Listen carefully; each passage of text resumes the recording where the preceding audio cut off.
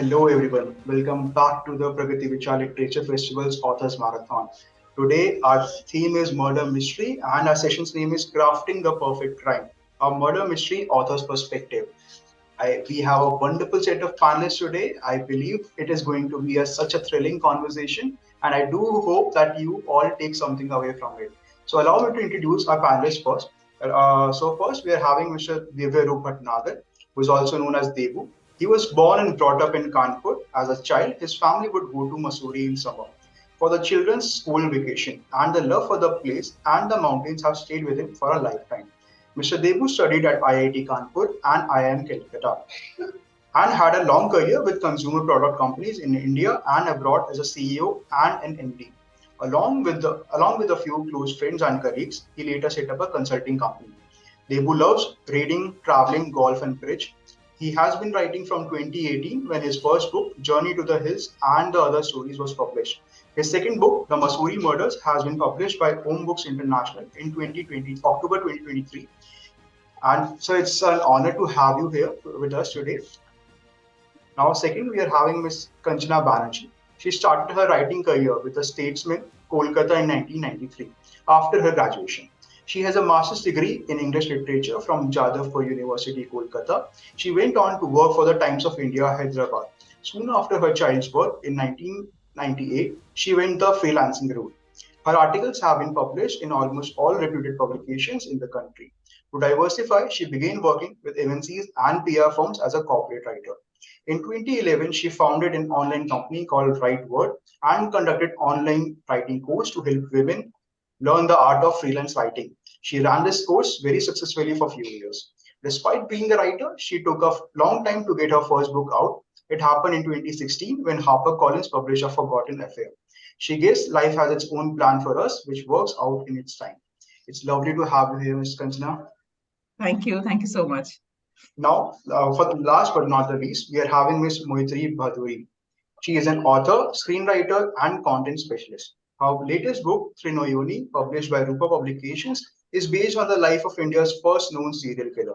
Her crime thriller novels featuring the popular fictional detective Millie Ray have earned rave accolades from readers and reviewers across the globe. Her mini thriller fiction series, Inspector K.P. Singh, has been optioned for the screen adaptation. Moitrayee is currently working on multiple scripts for OTT shows. As a content specialist, she has worked with organizations like IBM, Deloitte, and Oracle for 15 years. A postgraduate in history from Jadavpur University, she also has a certificate in creative writing from the University of Oxford. A dog lover and coffee addict, she divides her writing time between Mumbai and Kolkata. It's such a lovely thing to have Ms. Moitrayee with us today. Thank you so much, Ma, for joining us. So, as stated earlier, our session's name today is Crafting the Perfect Crime, a murder mystery author's perspective. So, since you have all contributed to this wonderful theme and this genre, I believe I have the perfect set of questions prepared for you today. So, right off the bat, my first question would be, what draws you to the mystery genre, and more specifically, the subgenre of murder mysteries? How did you discover your passion for it? It's slightly this genre is slightly overlooked, and more writing in this genre is specifically thrilling and tough as well. So, what draws you particularly to the genre of mystery and the subgenre of murder mysteries? So, Mr. Deverup, why don't you start first? So, I guess it's an axiom that you will write what you like to read.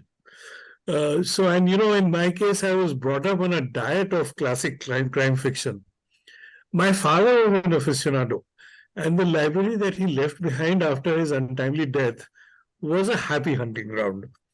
So, starting with Arsene Lupin, progressing to Sherlock Holmes, Miss Marple, Hercule Poirot, I was really beguiled and intrigued by these great crime writers and their creations from the early part of the 20th century. The elegance of Lord Peter Wimsey, the sturdy common sense of Father Brown, so on. All these guys, they fed into my childhood imagination. So, it was therefore quite evident that I would like this genre and I would like to actually write something in that. And of course, within this, murder is clearly the most heinous crime. Hmm. People think of it with a kind of fearful fascination. So, if you look at it, it's quite evident that the murder mystery will therefore be at the apex of the pyramid of crime fiction. I mean, that seems to make sense to me. And that's the reason why, I was quite fascinated with this genre and decided to write in that vein. Right, definitely. Ms. Kanchana ji, why don't you take us further from here? Yeah. So thank you so much for having me at this online festival. It's really an honor, and I'm very delighted to be here and meet with my fellow authors and share my views. So to answer the question that you asked, that yes, of course, like Divyaroop and many others, I have been fascinated by the thriller genre since childhood. I've always liked to read books and watch movies and later series in this genre. But other than that, I this might sound a little macabre, but I'm a little fascinated by the evil mind, as to what goes on in the psyche of a person who who's conniving, who's cruel, who's manipulative, and wreaks havoc on other people's life, and has absolutely no moral compunctions, has absolutely no regret. So this has kind of fascinated me in a way, in a twisted way. And I've always kind of wrestled with this topic, as to is evil born, or is evil nurtured? Is evil always a consequence of a bad upbringing, or a traumatic childhood, or drug abuse, or assault, etc.? Or are there people who are born evil? And I don't have any clear answer to this, and neither do psychiatrists and I've done a little bit of reading on this, and I've not been able to arrive at a conclusive answer for this. So I think that's why, in my books, I've created characters like Kamini Pratap Singh in Nobody's Child, then Manjeet, or Vikram in Until I Find You, and the evil character. I don't want to give out the name of the main villain in Eye on You, because that would give out the story. But how a person completely shuts off all moral, ethical considerations, and goes after another person to ruin the other person's life. So that is and it's very challenging as a writer to be able to plot a crime, to plot the character of the evil person, and pitch the antagonist with the protagonist, and lay out the entire story. So I've always found that very fascinating. So I guess, I don't know if I answered your question. That's why I write thrillers. No, definitely, definitely. It was a lovely perspective from you. Ms. Moitrayee ji, why don't you take us further from here? Yeah, sure. So first and foremost, thank you so much, Atishay, for inviting me to this session. And I really feel honored to have such wonderful co-panelists here. Likewise. And After listening to what Divyaroop and Kanchana said, I definitely agree with them. But Yeah, because I have, been born and brought up in Kolkata, and so I have like grown up on murder mysteries. So, like you have Rabindranath Tagore in Kolkata, you also have, your like proper Mm. dosage of Byomkesh and Feluda when you grow up. So automatically you have the Kolkata Book Fair and all, and so you just can't ignore murder mysteries. And then comes, Miss Marple and Poirot, and I mean, Mm. the list is endless. We know that. So, but when I decided to be a writer, of course, I always had, things in my mind that I enjoy reading murder mysteries. But interestingly, when I started writing, I always thought I'm going to write a love story. So my first book, The Sinister Silence, was actually named Silenced, and I intended it to be a love story. However, as it had to happen, I ended up killing the character I loved the most, and so it turned out to be a thriller in the process. So I realized that crime and thrillers, I mean, I'm just too emotional and passionate about it, and Mm. probably I also have an evil in my mind somewhere. And so naturally, because it intrigues me, I get drawn to this genre. That is not to say that I'm not going to write on anything else going forward. But till now, I think I enjoy writing crime thrillers. So So, Right, right. before you go on, Moitree, I just wanted to add that, it's so surprising. You and I have a lot in common. I'm also from JU. I'm also a dog lover. I'm also a coffee addict. And of Oh course, my we God. both love thrillers. Absolutely, yeah. Right. And with Debu, I go back many, many years, when I first met him when we were in Colombo. So it's so funny, and it's so cute that, I mean, the world just brings people together. It's so Together. strange. Yeah. Absolutely. Absolutely. Absolutely. Right. So, like after hearing what draws you to this perfect genre, to this love for the passion of writing into the mystery and the murder. So, let's further dive into the conversation. So, my second question to all of you would be: crafting murder mysteries require intricate plots and well-developed characters. How do you approach creating a complex web of clues and engaging characters that keep readers hooked? So, Miss Kanchana ji, why don't you take us further? Okay.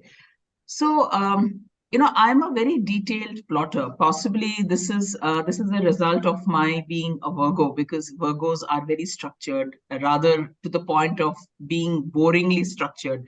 But I'm very I plot a lot. I like to plot the story very well. At least 15 to 20 chapters. I kind of do chapter summaries. I think about how the character is going to evolve. I do very detailed character sketches of the primary characters, the protagonist, the antagonist, and a few of the other characters. I go into so much detail as to what is their hair like, what kind of food do they like, what kind of music do they like, what kind of movies do they like. Are they very talkative? Are they very quiet and introvert? Are they observant, or are they very casual and lackadaisical, etc.? So to give you an example, in Until I Find You, my latest book, the second primary character is a cop called Virat, and he is very short. He's while he has a name which suggests greatness and huge and whatever, Virat, but he is quite short, and that is a bone, and that is a point of humiliation for him.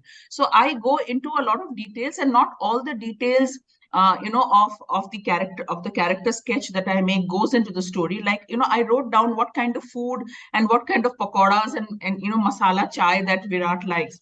But all that doesn't essentially go into the story. But the reason I do that is because I look at the craft of writing as creating an alternate universe, uh, a parallel world where these characters are existing, and it's almost like I play God with them. I create them, I give them names, I give them characteristics, I give them behavioral patterns, and I get to know them so well that I almost start thinking like those characters. And then I kind of think in scenes, that this is going to be a scene where I will reveal this much. And this is not something which happens at just one go. It's a very long and elaborate process, and I'm sure Divyaroop and Moitree would agree. Anybody who has written a story, whether you're writing a crime story or a romance or a saga or a sci-fi, you have to plot the story. And there's something peculiar about me, is that I always know the ending of my story. It's like I know the destination and I know the starting point, and I have to do the journey. So a lot of, and it's a little difficult for me to explain to you, as to how I go around plotting. But a lot of thinking goes into different scenes. I will reveal this much here, I will hold back this much here. So when I'm plotting, in those paragraphs I've written that only reveal this much about the character, don't reveal this in chapter 13. So back and forth, back and forth. It's a, like, there is madness, but there is some method to the madness. Very well put, Kanchana. Wonderful. Beautifully said, yeah. Moitree ji would love to take your perspective on this as well. Yeah, sure. I mean, I really loved what you said, Kanchana, and the name Virat is so apt today, more apt today than ever. Right. Yeah. So, I would say for me, plotting is important, and it's all about the character. For me, plot is character, so I need to know my character very well. So, before I can begin the story, I always have a character in my head who's going to be my protagonist. And, I'm a big fan of the great screenwriter, author, Sid Field. So in one of his books, he's mentioned that, the three different kinds of life of a character is very important. So the professional life, the personal life, and the private life. So I like to know all the three lives of my main characters. So I plot my books around the characters, especially the main character, the protagonist, and also the antagonist going forward. So unless my character is strong and I'm convinced about, what their wants and, needs are, what their intention and obstacles Mm. are, then I cannot really plot that way. So I also like to, write everything in detail. Like I'll have the chapter outline and everything in place. And as Kanchana mentioned, I also have the beginning, middle, and end in mind when I start writing. But Mm.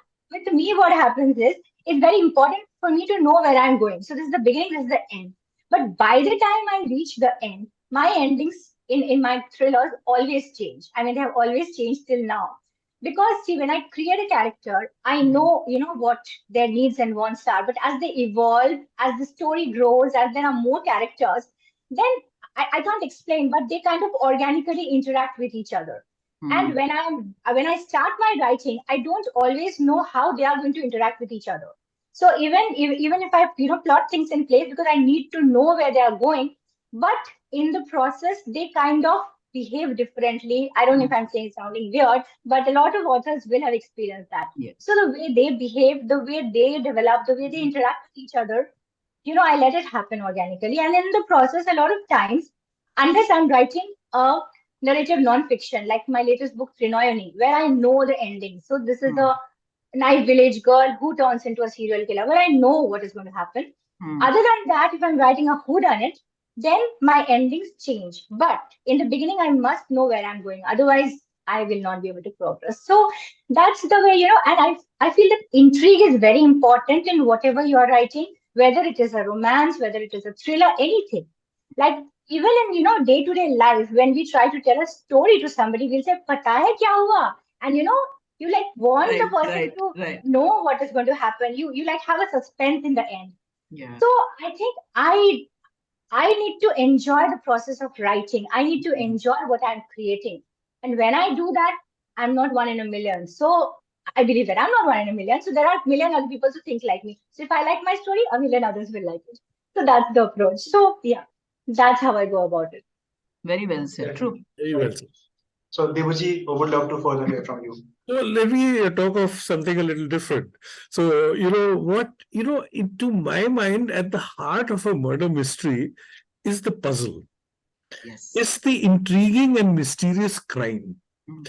And the trick lies in allowing the detective his moment of triumph in Mm. solving the puzzle while still giving readers a fair chance to guess who did it. Mm. So, Yes. that's the way I look at it from a Yeah. whodunit perspective. So now, if you break it down, the critical questions, as we all know, are, the first question is why was the crime committed? So the Mm. motive, how, the modus operandi, and finally, of course, who. Who? Now, as Kanchana was saying, I also am a great plotter and planner. So I plot the chapter summaries and whatnot. And partly this is also because very often there are problems with continuity. Mm. There are problems of making an error in the time and space progression. You can do that. It happens.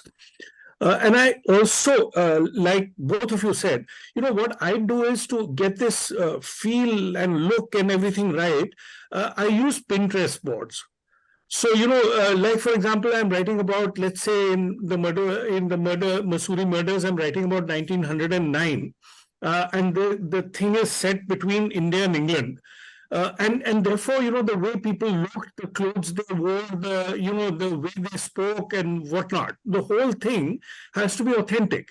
So, that research, I think, is actually crucial to this whole exercise. To make it believable, and I find that this method of putting in bits and pieces of things which I've read, which I've seen somewhere, researched, all together, and that forms this big board in which everything is like sort of the let's say the touchy feely part of it is where this is coming from.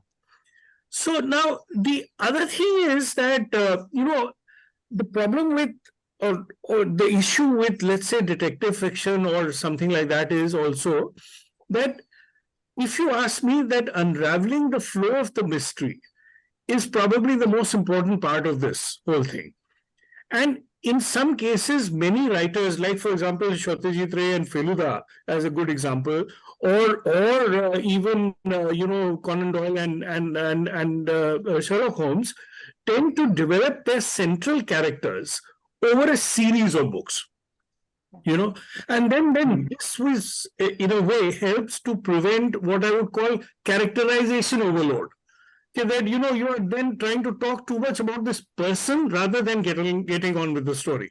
So that balance is something which I've always tried to keep as I go along. Right. So what I could observe was that all of you have a really interest in about developing the plot and the characters. And what I believe is the characters and the plot need to go hand in hand. They both need to be equally strong and well balanced. One interesting question that's striking my mind is, so like since all of you are authors, and you definitely plot the characters and the whole setting of the book. So do you ever pick up the persona of the characters that you have created? Like there must be a favorite character that you written. So do you ever take up the persona of the characters, like while writing or while doing things, you realize that, oh, I am actually doing certain things that my character should be doing? So Moitrayee, why don't you take us further from here? Oh, yes, all the time. Multiple characters and not just protagonists. I mean, if it was only the protagonist, I would understand, right? I'm behaving like my character Millie Way, who is a private investigator and doing things which she's doing, blah blah blah. That's fine. But when I start behaving like the antagonist, that is the problem. Right. Because if you are, when you are building a story, your antagonist needs to be as strong as your protagonist. Otherwise, there's no fun. Like, Right. so we have seen that in all thrillers that we read. So it's important to get into the mind, understand the psyche of your antagonist, and also sometimes unintentionally you might end up, doing things which you don't intend to. So I think that's what differentiates us, with criminal, is that we also have a lot of evil within us. I mean, Hmm. let's face it, we all have that. We have to delve deep and find that evil out when we are, donning the hat of an author. The difference probably is that we don't act on the thoughts that we have, and they do. So yeah, I think I definitely do take on multiple personas, and so probably I might even have a multiple personality disorder when I'm writing a thriller. So yeah, it happens naturally. Right. Devaji, your take on this? you know, there's a amusing take on this. The main detective which I've created is a guy called Abhijit Sikdar. He's a Bengali guy, and he's exactly the opposite of what I think I am.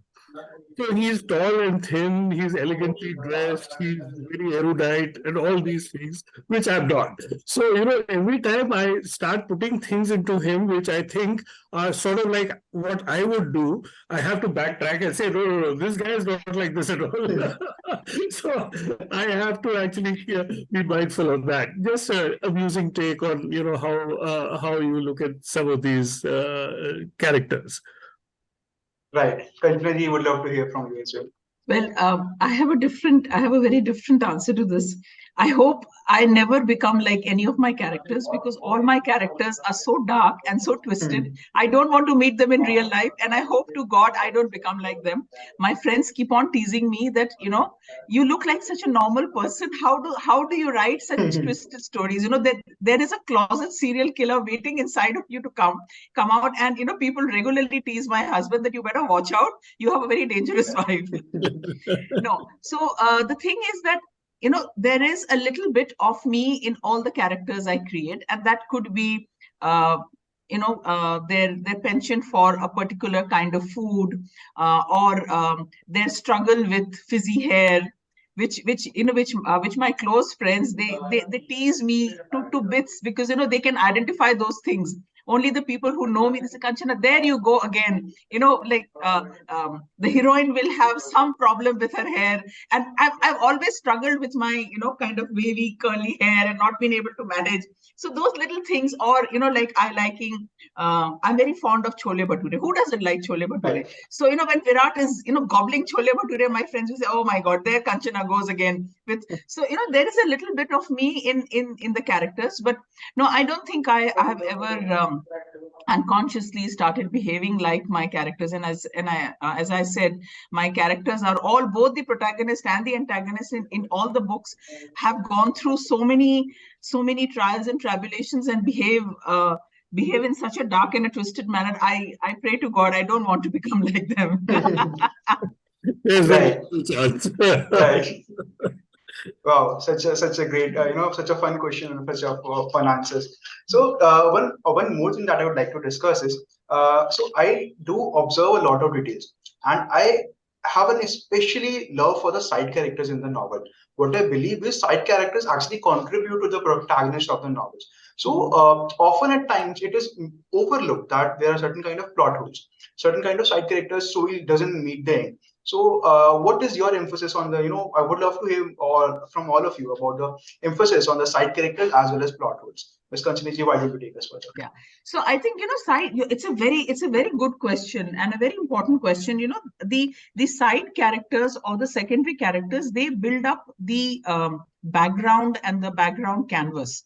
Uh, Against which the protagonist, antagonist, and the entire action happens. And it is very, very important to create strong, kind of secondary characters who can support and who can create the entire ambience of the story, and make the story a lot more interesting, because the story is not just about two or three people, the Mhm. protagonist and one more person. And so like if you look at some of the interesting stories, like Harry Potter is supported by two very good friends, and Right. Dumbledore and Voldemort and some other Sirius Black, all of and some of them play very small roles, but they kind of remain in our memories forever. When Sirius Mhm. Black died, or when Dumbledore was killed, oh my God, there was like the entire world collapsed. Then Right. if you look at Game of Thrones, I'm talking about commercially successful stories, stories that have been loved by millions. Or even in all Hercule Poirot stories, or the Sherlock Holmes stories, Watson is a very important, Mhm. I don't want to call him a sidekick. He's not a sidekick. He's a very important character in all Sherlock Holmes stories. So it is very, very important to have a very interesting side story. Of course, he or she should not be in competition with the protagonist, because then that will take away the shine from the protagonist. So in Until I Find You, there is a very interesting character called Ramji, and there's a little bit of a story behind Ramji. When I was actually, before I started writing the story, my husband and I, we had traveled to Mukteshwar. And in Mukteshwar is a beautiful hill station in Uttarakhand. So in Mukteshwar, there is a chai shop called Ramji Ki Chai Ki Dukan. And now this man Ramji, he is obviously the owner of the shop, and his name is not Ramji. His name is something else, Govind something something. And a couple of years ago, he played the role of Ram in the local this thing, Ram Leela, Ramlila. and he played the role so well that everyone started calling him Ramji. So that stuck on. And when I started writing Until I Find You, I wanted to have a character like Ramji. And and Ramji is Virat's best friend, and he's a chai wala. He has a chai shop in Banod, and he plays a very, very important role. And again, there is another chota character called Tipu, who works in his chai shop. He's a guy I met years ago when I was a kid, when I'd gone to Netar Hat, and he was manning the chai shop, a young boy. So like so yes, to answer your question, my secondary characters are all from my memories and from my experiences, and people that I have met, and I put in a lot of thinking into these secondary characters, because then the entire because as I said, a story is like creating a world.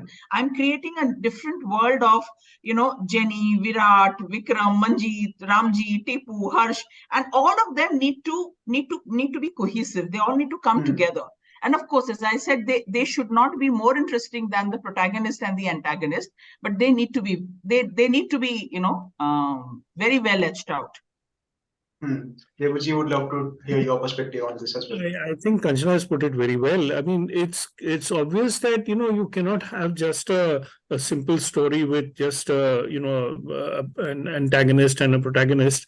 There obviously has to be a set of things around it. And in fact, in my book, the Masuri murders, the thing is that there are multiple suspects. So now, in a sense, each of these suspects has to have a clear, identity of his or her own. And you've got to figure out that, this housekeeper, she is actually a person from Goa. So, what kind of profile does she have? And I was reminded of some of our teachers in school, in terms of the way they were, and trying to build upon that. And similarly, there's this guy who's the husband. Now, the husband is a slightly sort of, a guy who's a little casual in the sense that he's obviously has a past, and he's somewhat estranged from his wife. So there's all kinds of little things which you've got to build around it. It's got to actually create a kind of a universe, as Kanchana was saying, where you actually place the story. So the story gets a lot more, I would say a lot more insight and a lot more wings if it has got a credible, bunch of people around it. And I would say that, many people have actually commented, and in the reviews I've got for this book, they're saying that the location Masuri is almost like a character in your book. Because it's so important in terms of the way that everything goes and revolves around that. And also, the fact is that Masuri is a place which obviously I have loved since I was a child. And, and that comes out. The restaurants there, the walks, the views, the whole thing actually becomes part of the book which you write. So, I wouldn't call these minor characters. I think they're critical in the things. Right. Moitrayee, your take on this? Yeah, I mean, I think both Divyaroop and Kanchana have put it all, so well. So I feel that these secondary characters or the support characters that we call them, they are actually the support system, of the book or the film that we are creating, because they breathe life into the story. They are sometimes, the source of sustenance for our primary characters. So it's very important to have your world. So when we are writing a story, we build the world. So like the backdrop is important, these characters are extremely important, because otherwise what will we create? We'll just have a unidimensional story with some cardboard characters, which and I think one more important thing to keep in mind when we write support characters is that we shouldn't, I mean, at least I try not to make them very typical or stereotype. So that's also how you kind of make characters who stand out, because as an author, I think for most authors, what we tend to do intentionally, unintentionally, is that we observe people a lot. So through observing people, whether in our friend circle or if we are just sitting in a coffee shop, we observe and we just take mannerisms of, different people. And that, I think, at least for me, is great research material while creating support characters. That help a lot. And not just that, because you never know. I write series of stories, mostly. So the support characters are going to continue. The main, the support system are going to continue in other books too. And who knows, you might have a spin-off where these support characters tomorrow become the main story. So we have seen it in a lot of books. We have seen that in, great series like Breaking Bad. So you have Better Call Saul now, which is so, Right. special. You have an entire film on Jesse. So, so every character is very important. Even in Trinoyoni, I have a very small character. Like, obviously, I created a fictional character because the backdrop was the Indian national movement, and that was a, freedom fighter kind of a character. Maybe you just have a paragraph on him. Rudra Pratap is the character's name. But so many people have come and asked me about, that character. Why didn't you write more on it? So that's what we need to do, or we tend to do probably, that we create the support characters also who are so well-rounded and relatable that they make our entire narrative interesting, and they make people, want to come back and read our books. Right. Very well said. So I do believe that, every character has their own story to tell. Like the spin-offs, like as you mentioned about the Breaking Bad, the Better Call Saul. Definitely, this is the I feel very content about the side characters, and this was very well answered by all of you. Thank you so much. Moving on to my next question. So, murder mysteries are known for engaging and challenging readers to solve the puzzle. How do you balance keeping your readers engaged while also leading them through a maze of twists and turns? Moitriji, why don't you begin? So I think, this also probably we have already answered this question in parts earlier because, all murder mysteries are about, building engaging content. And I think when I'm writing, for example, I think about something that I am going to enjoy. So if I enjoy writing it in the process, I'm sure that my Hmm. audience is going to enjoy it in the end. So yes, while research is very important for me, facts are very important. So like the time where the time that I'm writing about, or the kind of research that I'm doing, the puzzle, as Divyaroop also said, and of course the characters, the red herrings. There are so many things that we keep in mind when we are writing the story. So if I'm concentrating on writing a good story, which I would love to read, then I'm confident that my readers will engage. But if I continuously think about my readers when I'm writing the story, then I will not be able to write anything. Forget about writing engaging content. So when I'm writing, I just focus on that. And uh, and writing is all about rewriting. So probably I don't know how many and number of drafts I have. So till you are convinced that okay, this is something that I can send to the publisher or I can self-publish, whatever it is. So I think that it all comes to boils down to that. So and yes, you definitely don't want somebody to read the first page and say, "Arey, I know this is going to be the killer." So that to avoid that, after reading writing the story, maybe you'll rewrite it several times. Yeah. So that's how I go about it. Debussy, your take on this? It's interesting what you were saying, Moitri. Just to look at it like this, that in advertising also, and I think in writing as well, there's this thing that readers should experience a sort of an aha moment when they encounter a clue. So they're saying that, oh yeah, this is going along, and now there's this thing which has actually suddenly popped up. And they should get the feel that they are matching their wits against the detective. When I remember when we were children, and before I started reading Agatha Christie, my sister, who's 4 years older, would always, read these books. And then she would like tease me, saying that I bet you can't guess who the detective, the murderer is. And then she would tell me bits and pieces, and then I would try to guess it. So that feeling. Uh, and if this happens at regular intervals, then I think what it does, it kinds of helps to hold the reader's attention during the story. The other thing is also that there are peaks and troughs when you write. So, for example, every chapter should leave something a little unsaid. Yes. So you're drawing that person in. This is quite obvious, and in fact, if you watch TV series, that's the way they do it. So they do it rather obviously at times. Perhaps in writing, we need to be a little more subtle, so that there's a bit of a feeling about anticipation about Yes. what's going to come next. So I think that's one of. I mean, these are sort of techniques for holding the writer's attention, the reader's attention. Right, very well said, sir. Like more about cliffhangers at the end of every chapter, at the end of every episode. There's something through which the readers would like to come back. Yeah, yeah, इससे क्या करूँ?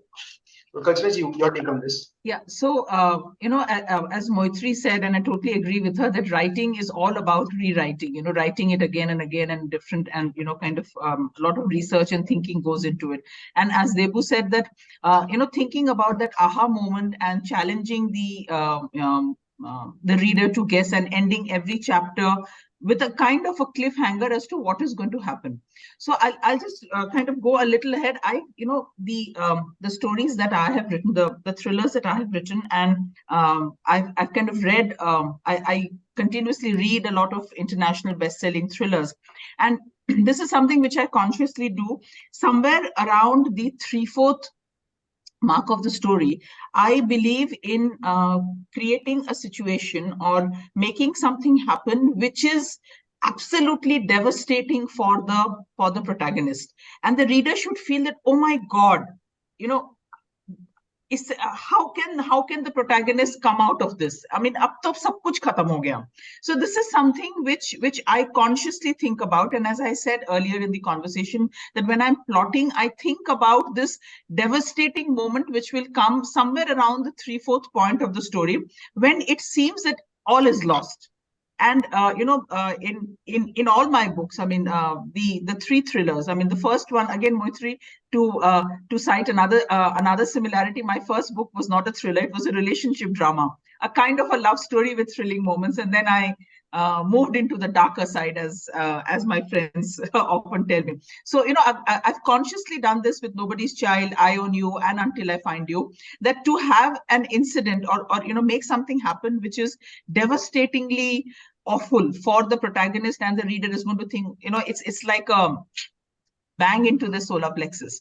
And of course, the ending, because most of my books, most of my thrillers are kind of psychological thrillers. So I ensure that the thriller, that the ending of the story is kind of open-ended, or kind of, kind of a bang. So again, to answer your question, a lot of thought and a lot of plotting and a lot of thinking goes into it, that, where am I, at which point of the story am I going to, place this thing, how will each chapter chapter end. And to repeat what Moitree said, that, you have, the writer is the first reader of the book, and if I am not enjoying what I'm reading, nobody else will enjoy. So, constantly thinking that, okay, this is what I've written, is it good enough? I mean, suppose if I hadn't written this, would I like to read it? Suppose someone else had written it, would I enjoy reading it? So a lot of thinking and plotting and plotting and replotting and rewriting. Yeah. Right. Like it's a universe in its own. Yeah. And like you, as you go further, you just keep on diving further and further. Yes. So, a common thing which I often tends to do is, like, whenever I'm reading or watching something, I often tend to keep myself in the protagonist's shoes. Like, if I would have been the protagonist, according to my personality, what kind of decision would I be taking? So my next question revolves around the same. Murder mystery authors often receive feedbacks from readers trying to solve the mysteries themselves. So how do you engage with your audience's theories and interpretation of your own stories? Mr. Devoji, why don't you take us? So, I really welcome readers' feedback in any form, because, that's probably the only way that you really figure out what's happening. And very often people will write reviews on Amazon, or but what I do is consciously I leave an email ID in every one of my books, saying that, look, here's a thing, please get in touch with me. And a lot of people then tend to do that. So, like, for example, I'll give you one thing which came up on the Masuri murders, which was that there was this guy who wrote to me saying that he'd come across a fallacy in the plot. Saying that, you got this wrong. That it doesn't logically add up. And he wrote me a mail on that. So I went back, I said, by gosh, what have I done? So I read through this whole thing, and I found that, no, actually what he'd done was his interpretation was wrong. It was different from what I had actually thought about. So I wrote back to him. And the idea being that at the end of all this, engaging with your readers in whatever way you can, whether it's through things like these emails, or whether it's through replies on your Instagram posts, or whatever it is. Personally speaking, for example, I found actually visiting bookstores is an amazing way of connecting with people who are actually there. One is, of course, that the bookstore owner himself is very knowledgeable and he can tell you a lot about what's going on. And apart from that, invariably, you will interact with people who are there. So, I feel that this is a very, very important part of being able to engage with your readers. And whether they try to solve the mystery or they don't, that's fine. I mean, that's in fact, you want them to actually try and do that. Yeah. So I really enjoy this process of interacting with readers. Kanchana ji, your take on this? So yeah, I think feedback is a very is a very interesting and a very ongoing process, and it's always nice to kind of get feedback from the readers, and it shows a level of involvement and the level of interest. So I don't discount any feedback that comes my way, and sometimes readers have come and said that I did not like this. I said fine, that's okay. I mean, so story is always subjective, and like different people can have different opinions, and I think I've been quite fortunate. I have not received very harsh criticism from my readers. Most of them usually come and say that, why did you do this at the end? Why did you have to do X? Why did you have to kill that person? Why did you have to? So and I quite enjoy that, because that just goes to show that I have been able to create a character who has who has become their favorite, who has become so close to them that they are feeling bad that that this character is not there. Like I mean, to give an example of Breaking Bad, which is one of the most favorite series that I've watched. I mean, every incident that happens in that, you feel it's you feel Right. it's personal. So I take it as a compliment when readers come and say that, oh, I did not like this. Why did you have to kill the person? So it's very nice that they're getting emotionally involved in the story, and that's absolutely fine. And you take some of the feedback and you think about it, and if it makes sense, you kind of keep that in mind when you're writing next. And some of it, like it doesn't, like there are some people who came and told me after Nobody's Child that the protagonist's name is Asavri, that why didn't you create why didn't you make Asavri into a gorgeously drop dead gorgeous woman? And I found that very weird. Why does every protagonist need to be good looking? I mean, like, this is like really really weird. So like, you do get some weird feedback, and you take some, and you don't take others, and you move on. So that's just a part of putting your work out there. Right. Moitrayee, your take on this? Yes, I think I definitely agree with what both Divyaroop ji and Kanchana have said. And I must say, Kanchana, you're very lucky that you have received mostly positive feedback. Hmm. I have received every kind of feedback that you can possibly imagine. Hmm. I've received some excellent feedback, great feedback, and I've received some horrible feedback. After which I thought probably I should stop writing, Oh. and that's when I looked up great books to motivate myself. I saw Agatha Christie has received so many one stars. Paulo Coelho has received so many one stars. So who am I? So it's fine. So I've received a lot of good and a lot of bad feedback. Hmm. Initially, it used to affect me a lot, but now I'm okay. I'm very happy that people are reading the book and people are talking about it. They are thinking about it. So whether it's Hmm. good stuff they are saying, bad stuff they are saying, that's fine. But yes, I receive a lot of emails even till date, and a lot of messages on social media as to why this happened, why that. So when somebody is writing to me personally, they write good things only. So it's the bad reviews come on Amazon on Goodreads mostly. Hmm. But yeah, so the feedback here, what I have seen is not feedback. I would say that most of the questions, when people are trying to solve a crime, most of the questions are interestingly about the personal lives of the characters. Like, for example, okay, is Millie Ray going to fall in love with that ACP?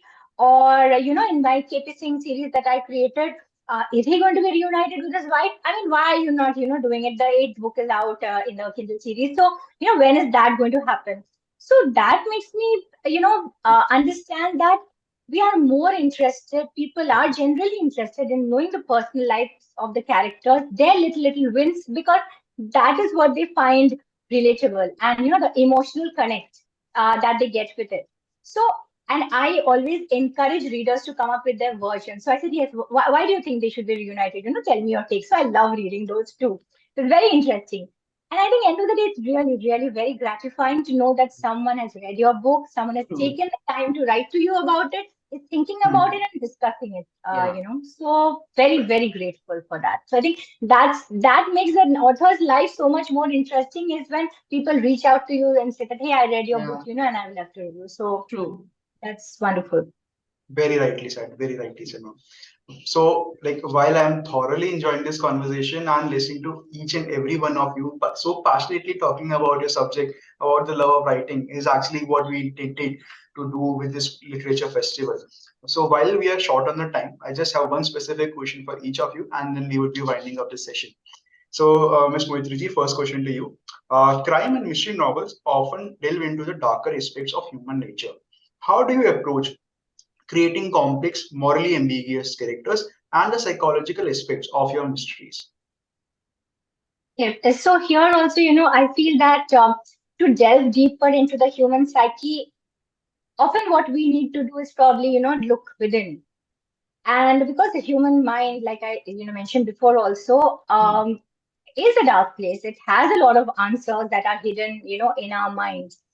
So I think that helps a lot. And apart from that, yes, you have to read.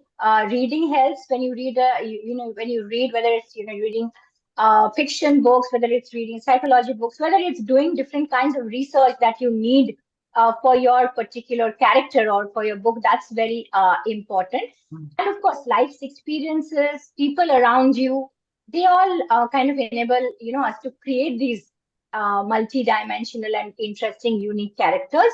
So I would say that a combination probably of research, your imagination, observation, that helps me come up with these different kinds of characters. And not always, I don't always know how they are going to turn out, but yeah, I try my best to create interesting characters. Right. Devuji, Kanchanaji, would you like to add on to something? Debu, why don't you go ahead?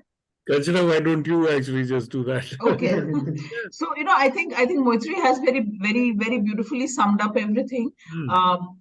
So, like, almost all my stories are kind of based on true crime events which have happened, or news articles that I've read about, and incidents that have happened in society. So I think it's very important to read and keep your eyes and ears open and soak in from what is happening in the society around you. And I have this fascination of kind of doing a lot of research and study about true crime events that happened way back. So, Until I Find You is inspired by the Johnston massacre, which happened in the US in 1970s.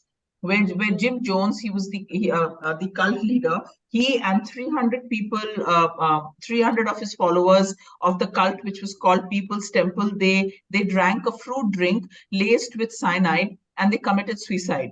So, and this happened in 1970s in the US. But of course, Until I Find You is based in a small, village, a fictional village called Banod in Shekhawati region, and it happens in today's this thing. But so the story sparked off from there, that what if Jim Jones, or the cult leader, staged the entire death and escaped? And what if there's there was another survivor?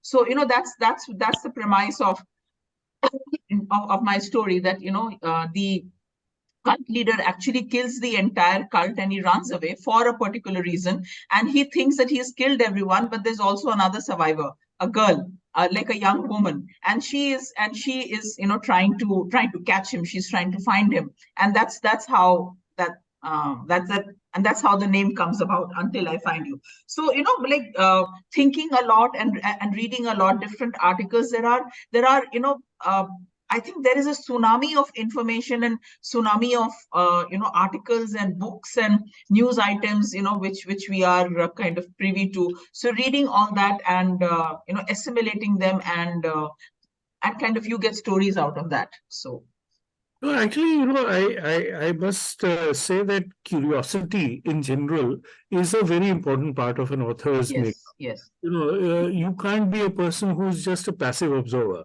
You yeah. obviously are going to be curious about the world around you, and you Mm, will dig deeper than the normal person would, because mm, that's the only reason why you'll be able to do something with it.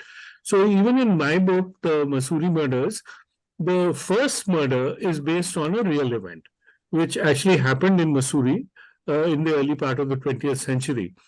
And, I was discussing this with my literary agent, Sohail Mathur, and we were thinking that, can I create a story around it? Now, the thing is that murder was actually quite well known.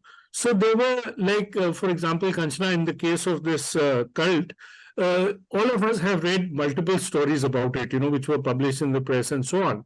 So what I thought was that just writing about that murder is really not going to get you very far, because people have already done a lot about it, and therefore creating then a kind of a fictional backdrop which includes another murder and other such things like that. That's how the book actually evolved. But to actually look at it from that point of view, I think curiosity and the sort of the need to figure out things is an important part of an author's makeup. Hmm. Very well said, sir. So my next question to you, Debuji, would be: your alternate universe scenario involves being a writer from the start. What type of stories do you think you might have written in that alternate reality? And how do these hypothetical tales compare to your current work? So, as I said before, I had a busy career in corporate life after completing my education, which left me with very little time to focus on anything else, in fact. And therefore, my first book was really published when I was almost 16. It was a nostalgic set of semi-autobiographical short stories set in Missouri and featured our summer holidays when we were children there. And I think all of us have a bit of this inside us, that, you've got this story to tell, which is all about the way you were and so on. So that book, actually, Journey to the Hills and Other Stories, did actually, I would say, remarkably well, because it elicited an enormous amount of people coming and telling me about stories about their own holidays and their grandparents and, the whole lot of it. And obviously that encouraged me to write further. So that was a start. And I think I told you about how I came about writing this book about the murders in Missouri, which was, again, the commonality is really the location, which is Missouri, but it's a completely different genre of work. And I have now 2 books in the pipeline which are to be published in the near future, all of which are of varying genres and locales. So, I feel that if I'd started writing earlier, I may have had more time and space for this experimentation, which is currently going on. Yeah, but I do feel that I'm not a person who would like to be restricted to writing in a particular way or a particular genre. I think I have other stories to tell. The common theme that I do see in all these stories is that they're all set in the past. Maybe it's something to do with what I like, and this historical backdrop is something which could perhaps be the way forward for my writing. So that's really what I think about this. Right. Moitrayee, Kanchana, would you like to add something here? Moitrayee, why don't you go ahead? Okay, I think I would definitely write a lot of love stories, and apart from thrillers, and I hope that I do one day different kinds of love stories, because I feel that there can be so many different kinds of love stories that you can write about. So there can be several subgenres in love stories itself. So that's something I would definitely love to write. Every time I try writing that, I unfortunately end up writing a thriller, but I'm sure I'm going to get there someday. You are a murderer at heart, just like me. Totally. Kanchana, like you earlier said that even my friends sometimes tell me that you look so calm and kind of composed and all of that, and how come you're writing these thrillers? Yeah. So that's there. So yeah, that's a genre I definitely want to explore.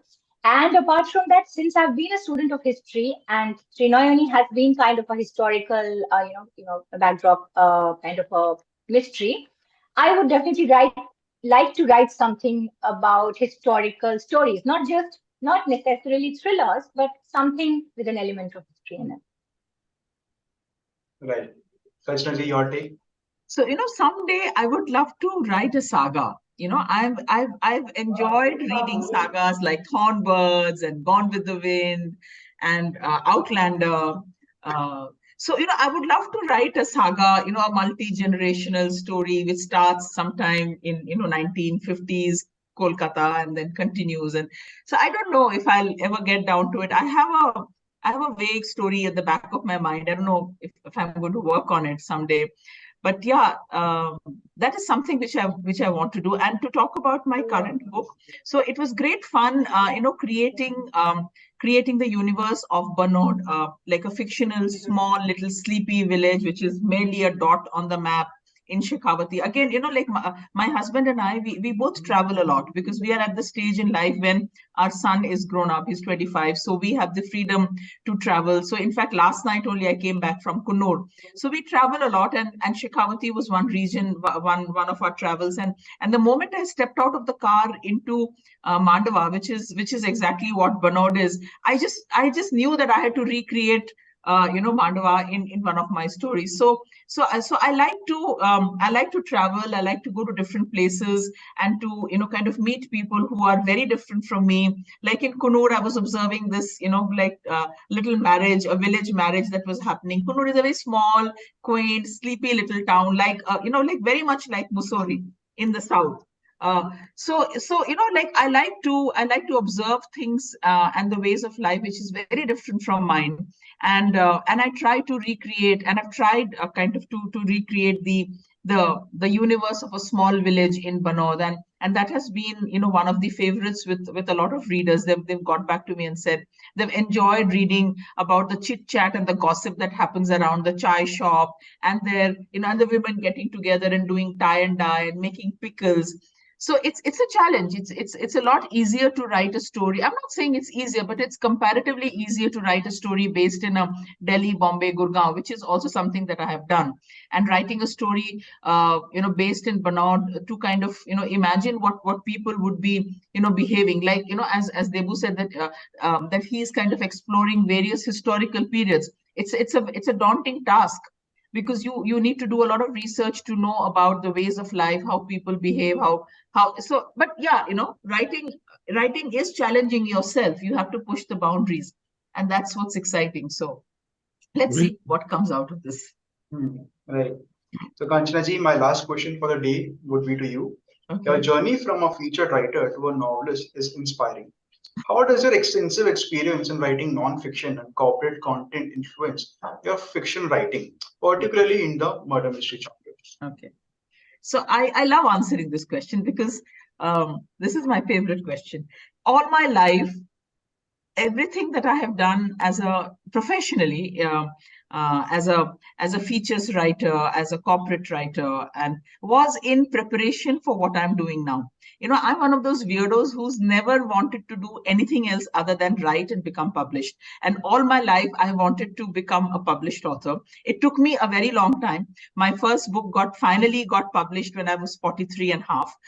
So it took me a long time to get there. But I guess, um, things happen when they are meant to happen, and they don't happen before time.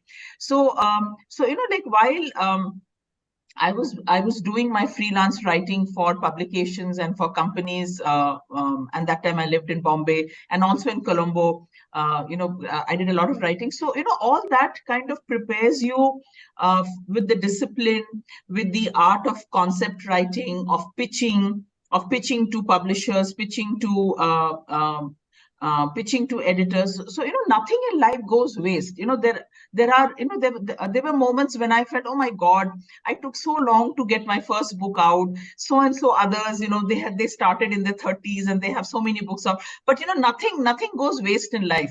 Everything in life prepares you for what you are finally destined to do. And so my writing for companies like Hindustan Lever, Procter and Gamble, my writing for Deccan Herald and Hindu and etc., was in preparation for what I'm doing now. And it has opened my horizons. It has opened my eyes and my mind and my soul to different experiences, and I'm able to observe, I'm able to assimilate, and I'm able to write them out in a much better and a different manner than probably I would have been able to do in my 30s.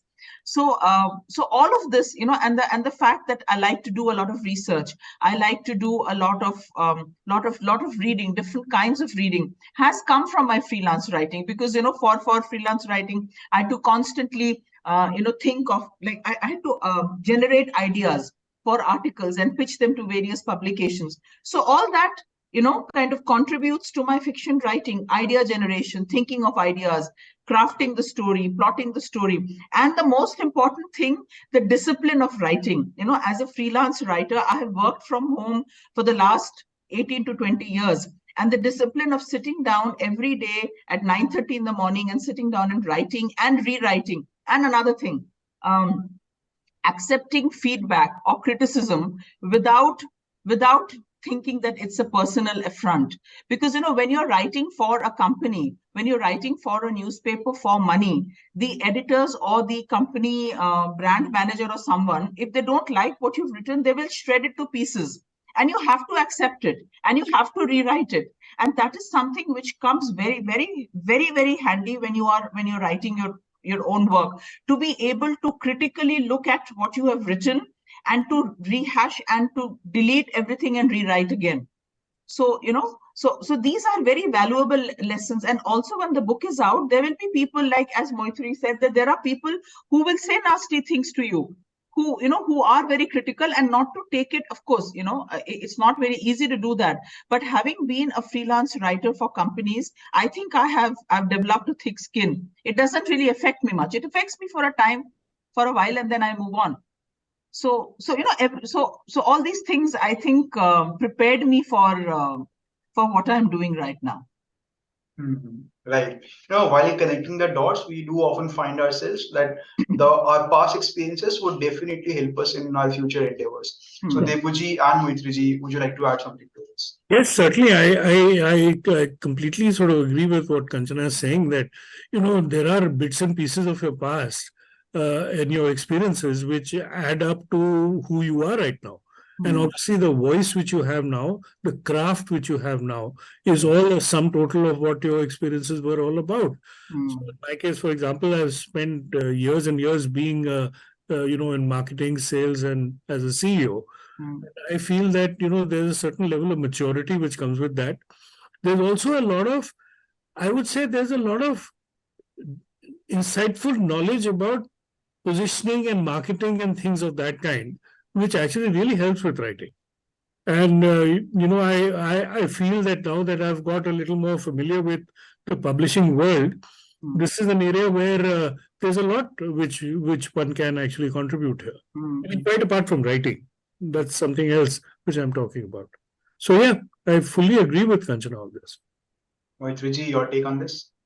Yes, absolutely. I think, Kanchana, you summed it up beautifully. I completely agree with you. And, Devuji, I also agree with what you said because, yes, our experiences, make us what we are. So that is very important. Like, even in my, stint as a, in the corporate world, whether it was as a content writer, proposal writer, or a people manager, in whichever, capacity I was functioning, I think all the experiences kind of add up because I always wanted to write, but different kinds of writing kind of helped me, in my fiction writing also. And I feel that, I would have probably stuck to fiction writing only had it not been for my, wonderful literary agent, Suhail Mathur of the book, because I must mention him, because Trinayani wouldn't have happened had I not discussed, the idea with him. So I think you need facilitators in your life also because to, challenge you, to push your boundaries. So I think I've been very fortunate to have such literary agents and such publishers. Like even Srishti Publishers, for example, they kind of literally pushed me into writing a short thriller series during the pandemic. That okay, why not? If you're not publishing full length books, why don't you, go for a Kindle series? So you need such facilitators also in your life, along with your experiences that come in. So that helps you delve into different forms of writing. Yeah. So it has been a very enriching experience so far, and I hope it continues for all of us. Thank you so much. So with this, my questions come to an end. Thank you so much, all of you, for taking out the time and joining us for this wonderful and insightful discussion. I have learned and have taken so much from all of you, and I do believe our listeners would take out the same. Thank you so much from the behalf of Frontlist and the Pragati Vichar Literature family, and we definitely hope that our paths in the future definitely cross again. Thank you so much for all of you joining us today.